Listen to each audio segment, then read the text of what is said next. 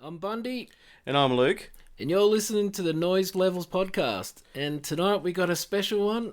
This is favourites, bands who are talking about, or people from bands talking about their favourite song that they've recorded.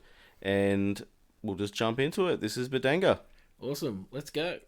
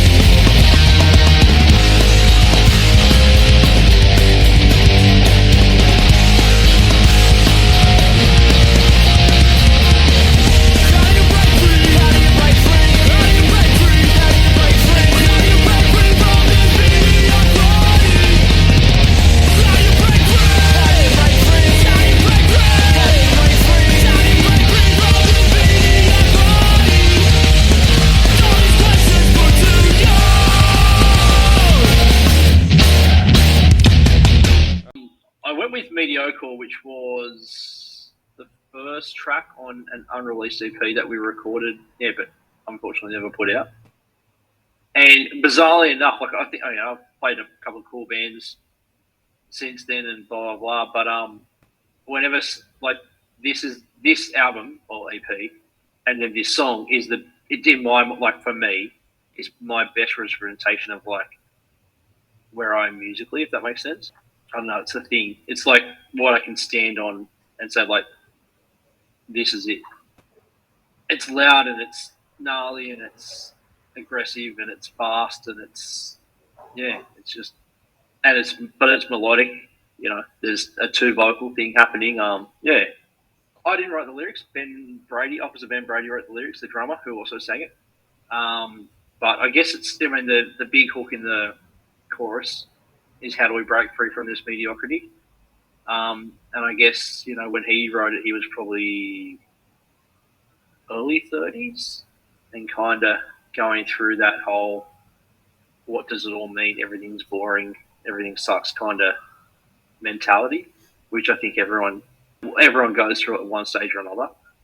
I guess when you kind of get to an age where you're like, you are your own person. You're not, you're creative your own life that's completely separate to your parents' thing, and you might have kids, but you've got responsibility. You've got you've got a job, and you've got all the things, and then you kind of just, you're just kind of questioning what's it all about, and how do we break free from the mundaneness? I guess that is the 9 to 5, the Australian dream. Like if you made let's call it a soup or a salad or just a risotto with different ingredients, and it would be like there would be like a heavy dose of like we we were going for a lot of like this similar kind of sound of like Somerset or from New Zealand, or Hindsight, who released Sydney band called Hindsight, who released 2 EPs, which are fucking cracking EPs. Even to a certain extent, like kind of Body Jar ish, like especially early Body Jar, where it was just like really fast, maximum guitars, maximum drums, just everything pushed forward, no levels, just like no layers, just like everything just rammed straight down your throat, really, really fast. But then there was always that just little Maiden-esque bits everywhere, and that wasn't from me. I don't like Maiden. No, I shouldn't say that. I get bored of Maiden really quickly. Yeah.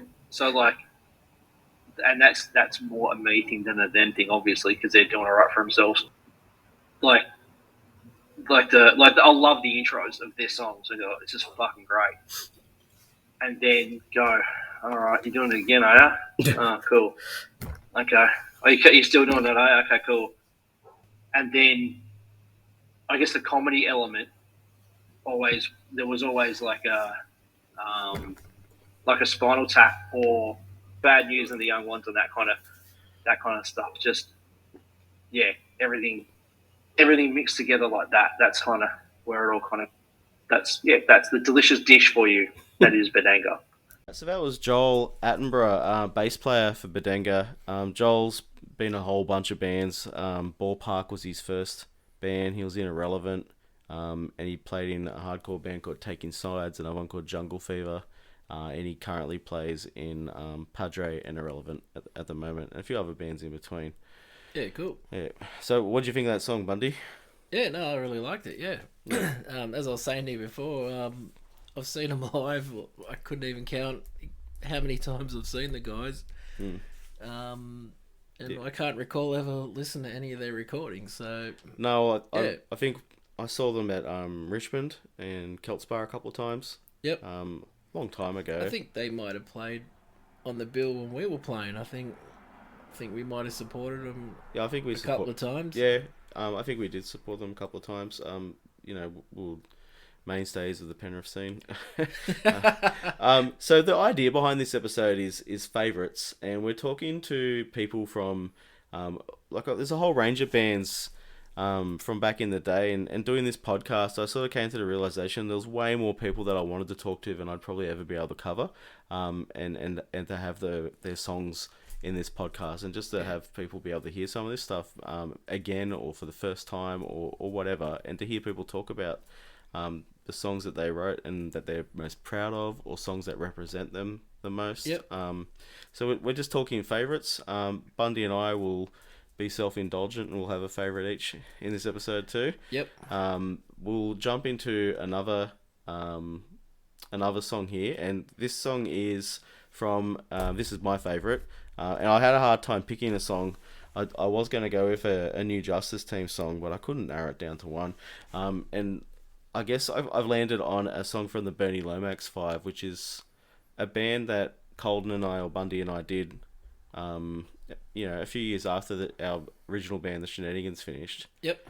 I jumped onto guitar for this band. I'd played drums and bass in bands before, but I'd never had a chance to play guitar in a band. I think that was part of the deal, because I was like tired of driving around drum kits. So I was like, you're playing guitar this time. That's not actually how it happened, but anyway. No, that's fair. But and I wanted to be more involved in songwriting, and I'd been writing songs on my own and putting the pieces of songs together. I always enjoyed doing. So the Bernie Lomax 5 was my go at that, essentially. And so the band was called the Bernie Lomax 5, and originally there was 4 of us, and Bernie Lomax was the 5th member. Yep. If you've seen the film Weekend at Bernie's, it's a reference to that. It's a dumb name, but it stuck with us, and I'm kind of glad it did. We did eventually get a 5th member later on, which sort of made the band name confusing. We should have changed it to the Bernie Lomax 6 maybe at that point. But the band, the band wasn't very successful. This is one of the hardest things I have looking back on the Bernie Lomax 5.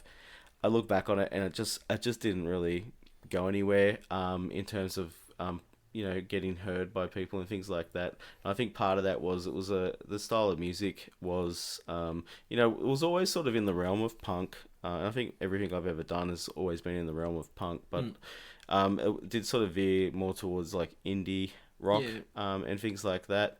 And we just weren't part of that scene. And living out in Penrith, the live scene in Penrith had sort of dwindled by that point. We're talking the late noughties into like, I think the band finished around 2011.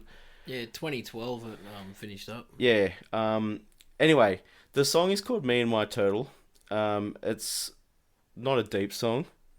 I'm just proud of it because it's a song where I wrote it, we played it. The recording's not even that great a quality recording because it's a demo recording. It was just a live recording that we did, and we just smashed it out. But we just sort of, I'm really happy with the vocals. I'm really happy with the guitar solo that I did in it. I'm not a guitar solo guy. I'm not that great a guitarist. But I was just happy with all the elements of it that came together. It's like a garage rock sort of / punk song. It's not very long, but I was just happy with it, and I was happy. I've always wanted to sort of sing in a band, and this is where I sort of got close enough to doing that in a way that I was happy with. So This is Me and My Turtle.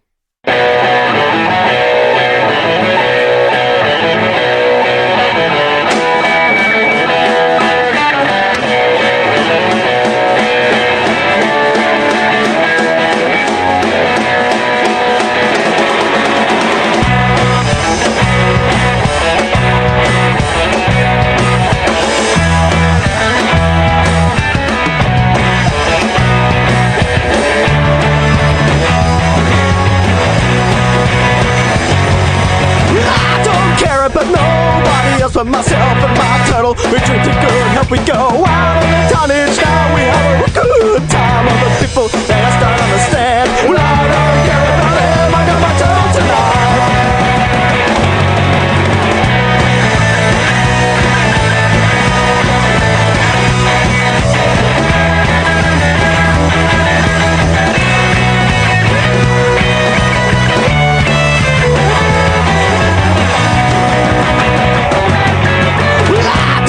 About nobody else but myself and my turtle. We drink the good help, we go out on the tonnage. Now we have a good time. All the people that I start to understand. Well, I don't care about them, I got my turtle tonight. I got my George one time.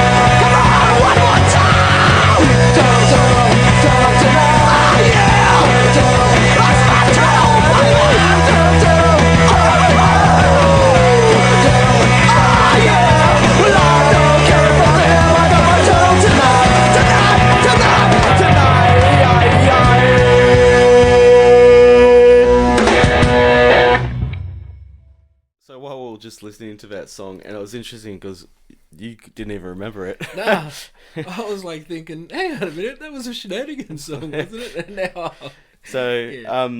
I just remember we played a show in Orange, and we took a little minibus out there with all our mates, and I just remember it was a metal band playing before us, and we got up and we said, "Oh, this song's about a turtle." And I just remember looking out at the pub, and these metal guys are there just standing watching us, and one of them just turned to the guy next to me and said, "It's about a fucking turtle." They just shook their heads and walked away, and it was this sums it up, doesn't it? This next song, we'll listen to the person talking about this next song. So this is Acey Brimshore, who, again, is someone with a long sort of history of playing in bands, Western Sydney metal bands. So we're jumping from genre to genre here. awesome. Acey has played in bands such as Thoughts of Yesterday, Chair Like Issues. He was one of the vocalists for a band called Diosphere towards the end of them. And this song is a song which is probably, I think he's played it in about 3 of his bands, so the song sort of followed him around a bit. So we'll just hear him talk about it. And it was great to have a chance to chat with Acey, because he's not someone I've really gotten to watch live, because I sort of pulled out of the Penrith scene by the time his bands were playing. But yeah, this is Acey. The song's been through 3 different bands, but it started out in a band called Thoughts of Yesterday, and we were just writing songs. This is like 2005, I think, Penrith Symphonic Studios. And one night we were just kind of playing around with songs, and all the lights and everything went out. So we kind of went out of the room and we're trying to figure out what's going on. The power kind of came back on, but I think there was like a little lamp in the room. The main lights wouldn't come on. And proceeded to like still write this song. And people have always asked me like, well, what's the greater meaning behind it? And shadows from a darkened room. And I was like, well, one night the lights turned off and we were in a room with a light and there were shadows on the wall. Nothing more than that. So yeah, like throughout the years, different bands that I've been in, we've kind of changed the song up, rewritten the lyrics and different things, and just refined it more, to the point of where, so I went through a band called Spear Justice and we completely changed the whole way the song was. And then it comes to the last time it was put in a band, I guess, which was Nasjab, not another sequel, just another prequel. And we kind of rewrote that. It's very, when you listen to it side by side from the Thoughts of Yesterday version, they're similar, but I'd progressed a lot with my vocals and singing and actually being able to kind of sing now, where in 2005 I couldn't. I was just like talking, singing, whatever. And that version was, I guess we would call it Screamo. And the Nasjab version was a bit more of a metal and with a bit more of a rock vibe as well. So it was played, in Thoughts of Yesterday, it was like every show. And actually with Nasjab as well, it was every show. It became, because from Thoughts of Yesterday to Nasjab, like the whole scene had completely changed, but there was still a lot of people from those first, like those years in 2005, 2004, 2006, that were still around, that some of them were fans back then and now they'd started bands and things like that. So I'd always, like, you're backstage in the pub, whatever, you'd have your different groups. And I remember that song you did, Shadows. And I'm like, yeah, it's cool. And then they're like, oh, you still do it now. So it's still recognizable to them. That was, I've always found that really cool, because when people come up and they're like, I've always loved the song Shadows. And I'm like, they never really knew that it was just, there's no deep meaning behind it. There's nothing. It was just a bunch of lyrics slapped together. It's such a simple song. And I think that's what makes most songs that are great, I guess, whatever. It's simple. But people remember it. People can sing along to it very easily because it's so repetitive.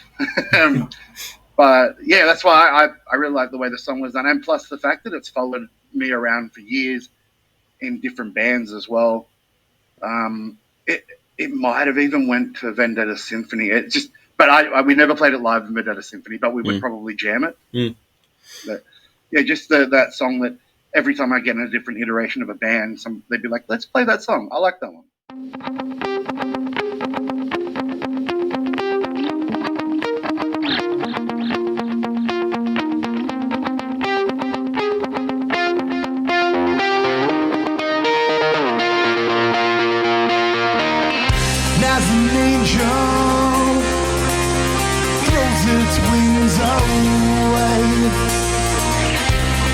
Takes me to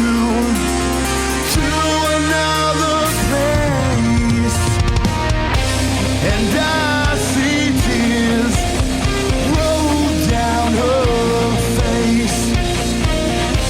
The one I loved is gone. The one I loved is gone. It's gone away. It's gone away. Yeah.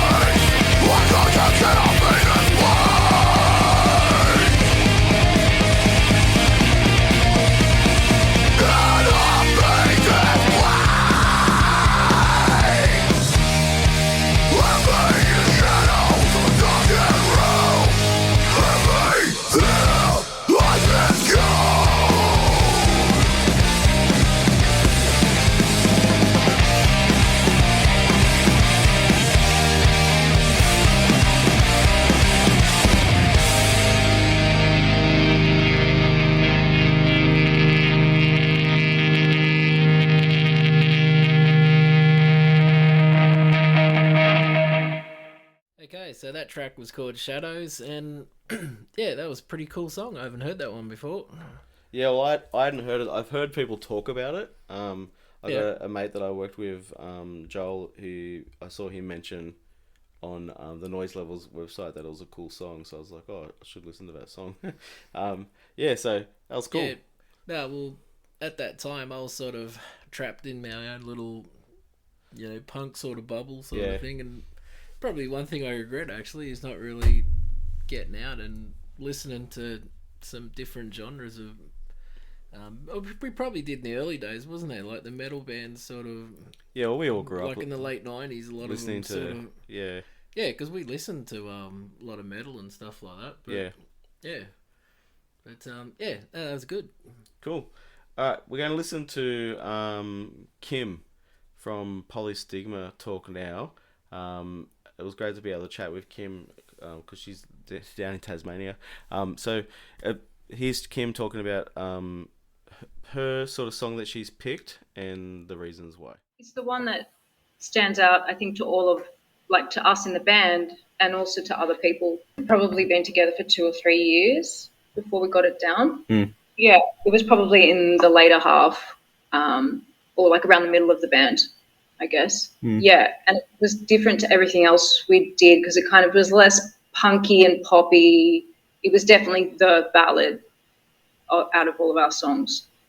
Just because it did stand out, and I think listening back on it even now, it kind of gives me a pang of, I don't know, like feeling like the lyrics in the song are kind of about an unrequited love.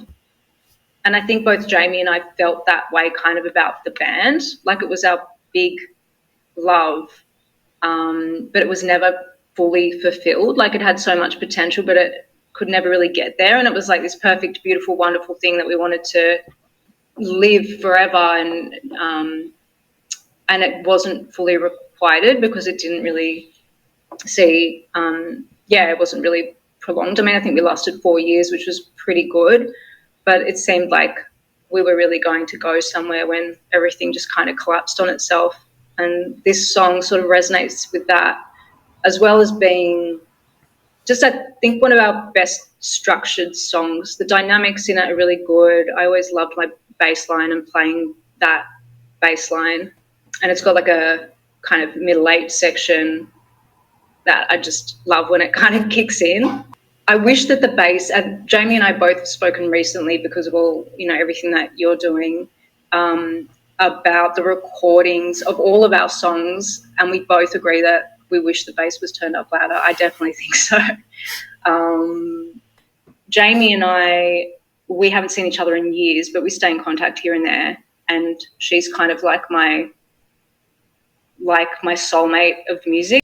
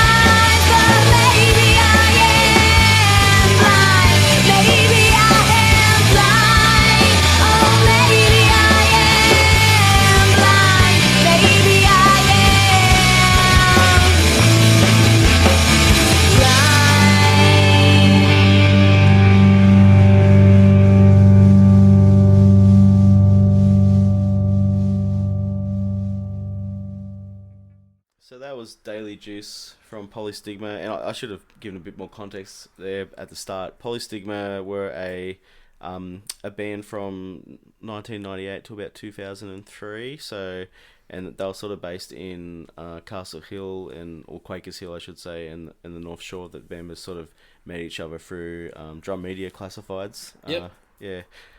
I just like hearing that song because it just takes me back to that time, that late 90s indie rock. Yeah. It just sounds so much of its time in a good way, you know? Yeah, and that's a really solid track. Like, yeah, I really like that song, and I gotta say, I really like this band. I think we played on a show with them once. I think. Yeah, maybe at the Channel Cafe. Yeah. Yeah. And I was stuck around and watched them, and yeah, I thought they were really good. So yeah, it's good to hear it again. Yeah. Your song, Bundy. All right. So the song I'm most proud of with us was a song called Halloween, and it was in our band The Shenanigans. So that was, what would you say, like, it was our first band that kind of morphed into, or yeah, well, the band, we started you and Desh started a band called Ontology that went through several names until we arrived at. We did play shows under the name Good Hard Shag. Yeah. And we had we were a 4-piece by that point Yep. with a different singer, and then the singer was no longer in the band after a certain point. That's Mitchie. Yep. And we just we slimmed down to a 3-piece. Yep. Probably the only time I ever used the word slim to describe us. Hey. And you migrated from bass duties to bass and vocal duties. Yep.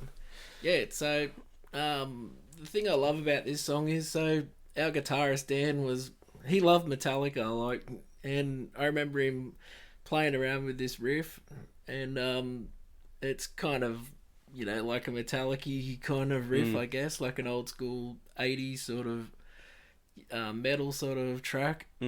And so I thought it was really clever how we incorporated it into a hardcore sort of song, sort of thing. So that's the thing I really loved about it. And another thing too, at that time I was a massive Downtime fan, and they were a huge influence on me at the time, and like Tooth and Nail was sort of big at that time. Yeah. And yeah, so I sort of was influenced by that. So we kind of got the bit of the best of both worlds when it comes to that song. So, and I thought it really worked. So, I always imagined that someone would be watching us just going, "Oh, not another Metallica cover band," and then we sort of break into something completely different. Yeah, and yeah. So the song was written in like the late 90s. It's one of our earlier songs. I just remember we were meant to play a Halloween party, and then a guy called Ian, and we didn't even know him that well. He's a friend of our friend Spilsy, and Spilsy's like, "Yeah, come play this Halloween party," and so we're just like, "Oh, yeah, we'll write a song for it." Yeah. Hence the lyrics, "Happy Halloween, Ian." Yeah, and Dan had that riff, and it sort of sounded sort of a little bit spooky-ish. Yeah. And stuff, and that's how it all happened. Cool. All right. Here's the song.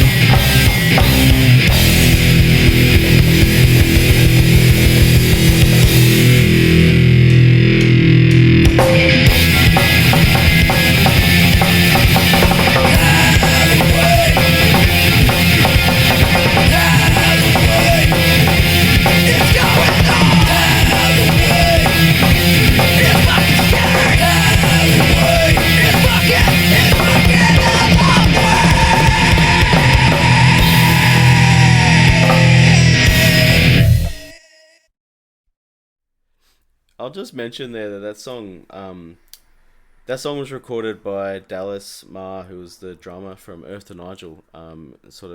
We'd sort of gotten friendly with those guys, and they offered to record us after coming down to watch us practice. Eventually, like, I joined Earth to Nigel, which was like a dream gig, playing the bass with Earth to Nigel, around the same times that we're doing the shenanigans. But Yeah. I was just, me and Bundy were just laughing while we were listening to that song, because there's a line in it which says, "I'll soon shit my pants if it ain't soon day." And I will put my hand up and say that Bundy did not write that lyric. That was, I think it was Dan's contribution when we were sitting and putting the lyrics together for the song, because we just been 17-year-olds at the time.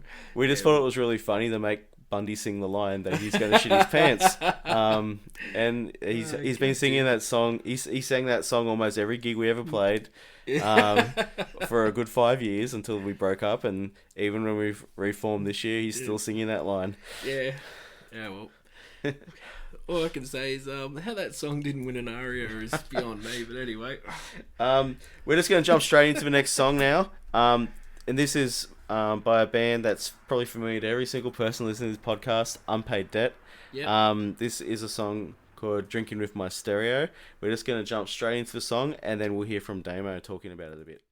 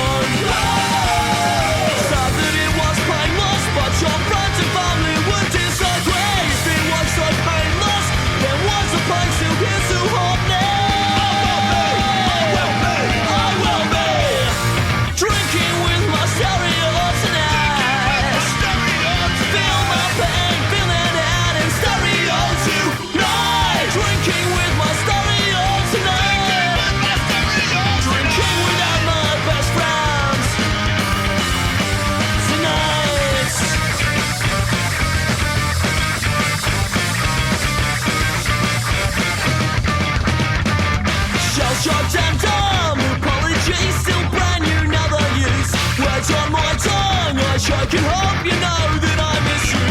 Oh my God, when I put up the phone. Whoa, words like this and everyone at home. Whoa, said that it was painless, but your friends and family would disagree. If it was so painless, then what's the point still here to hold me? I will be drinking with my stereo tonight. Feel my pain, feeling out in stereo tonight. Drinking with my stereo tonight. Drinking without my best friends tonight.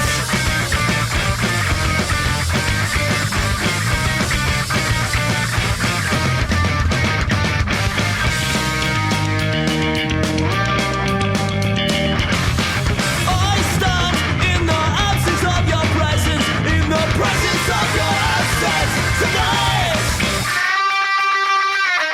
Drinking with my stereo tonight. Feel my pain, feeling out in stereo tonight. Drinking with my stereo tonight. Drinking without my best friend. Drinking without my best friend. Drinking without my best friend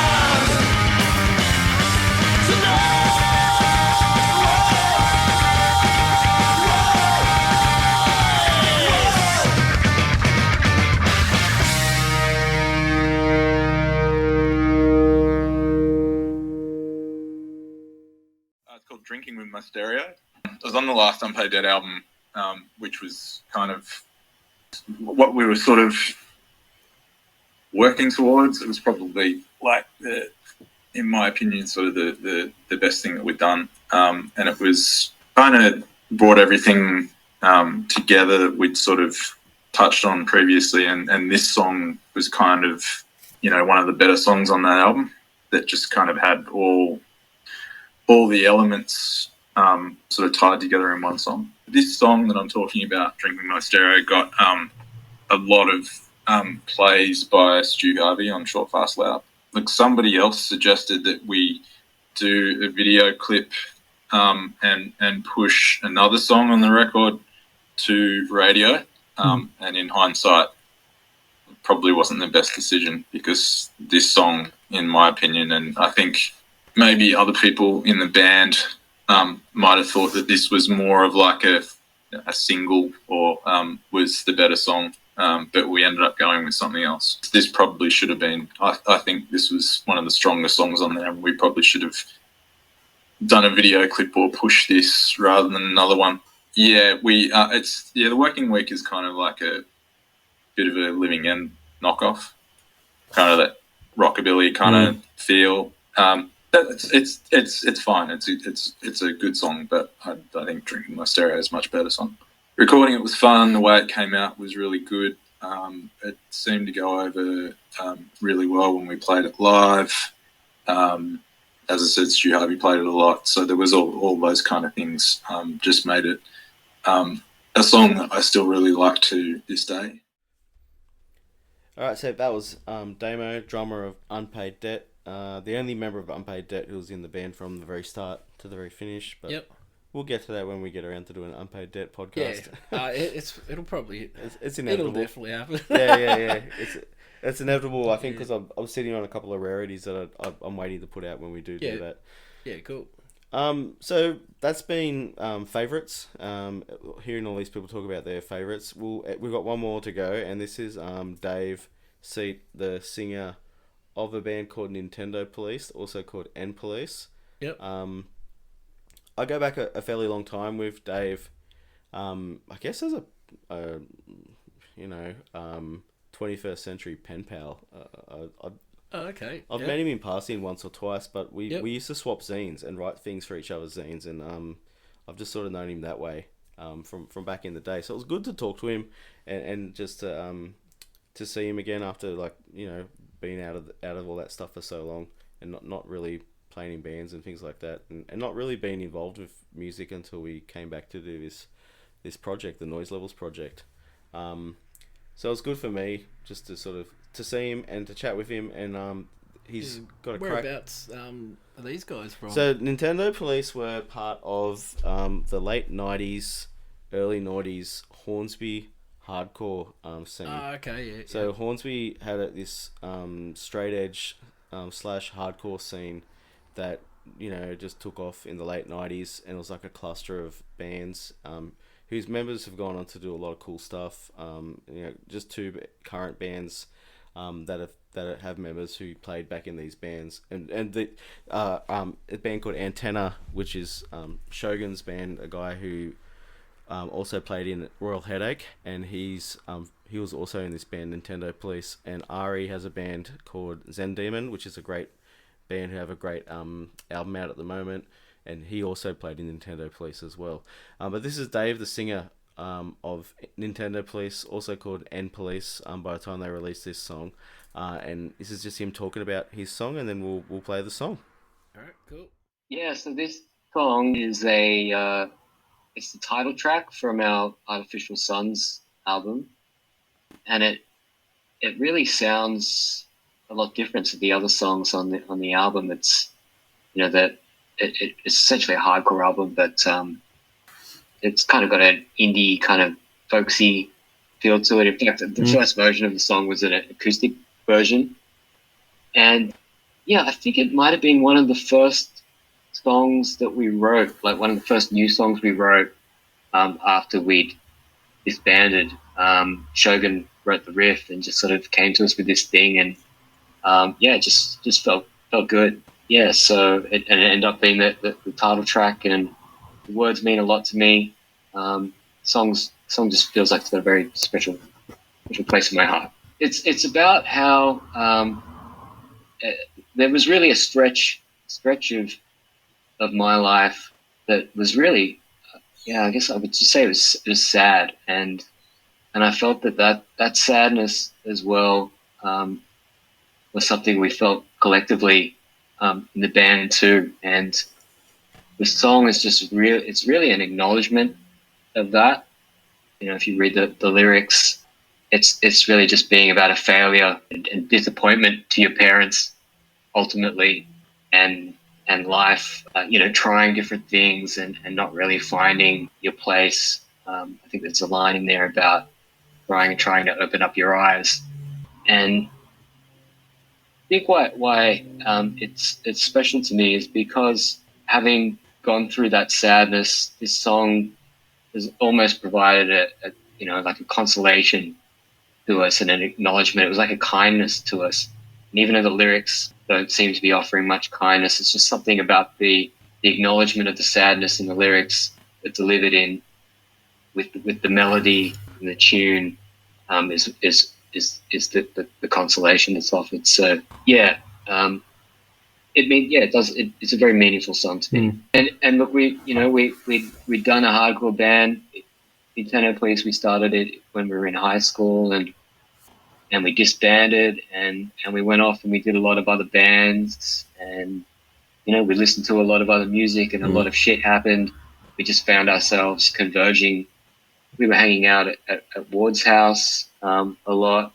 I think he got a drum kit at some point, and then it was just like, well, we're hanging out. Why don't we just pick up some instruments and make some tunes?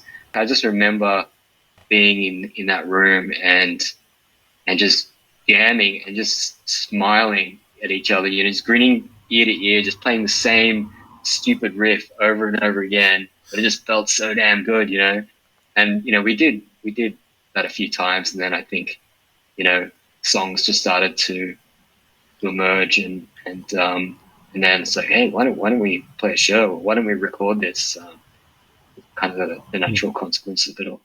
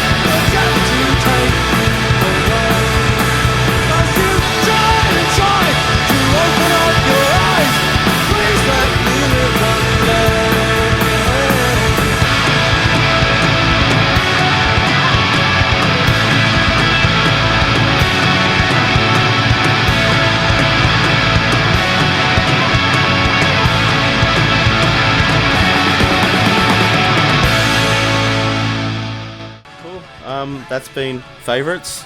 We'll do another favourites episode down the track, I'm sure. Yeah. It's just good to hear from all these people. I just want to say thank you to Joel, Acey, Kim, Damo and Dave for chatting to us, and thank you for listening. Yep, that sounds like a wrap-up. Yep, and thanks also to Ava, our producer, even though I haven't really seen her this episode. But, you know, this wouldn't have been possible without her technical expertise. Yeah, absolutely. All right. Thanks Cool. for that, Luke. All right. Catch you next time. See you next time.